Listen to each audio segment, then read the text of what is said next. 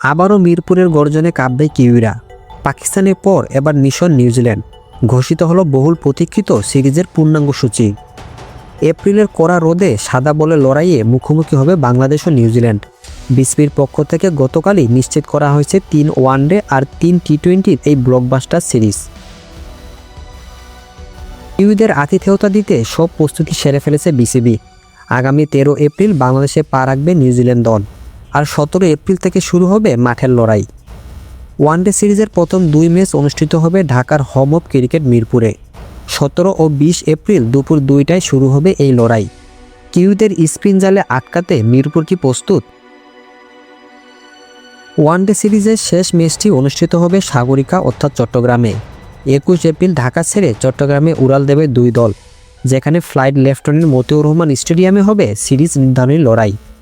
One day পর্ব শেষে শুরু হবে 20 ওভারের ধুমধারাক্কা লড়াই। টি-20 সিরিজের প্রথম 2 ম্যাচ হবে বন্দরনগরী চট্টগ্রামে 27 ও 29 এপ্রিল। খেলা শুরু হবে ঠিক সন্ধ্যা 6টায়। তবে সিরিজের শেষ ম্যাচে দেখা দিয়েছে নাটকীয়তা। সূচি অনুযায়ী 30 এপ্রিল ঢাকায় ফিরবে 2 দল।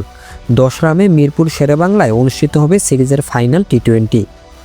কিন্তু রোমাঞ্চ এখানেই শেষ নয়। তথ্যের ভিন্নতা বলছে টি-20 সিরিজের জন্য 2 দল সিলেটও যেতে পারে। 28 ও 30 এপ্রিল সেখানেও হতে পারে ধুমধুমার লড়াই। পাকিস্তানের বিপক্ষে দাপুটে জয়ের পর কিউইদের বিপক্ষে এই সিরিজ বাংলাদেশের জন্য বড় চ্যালেঞ্জ।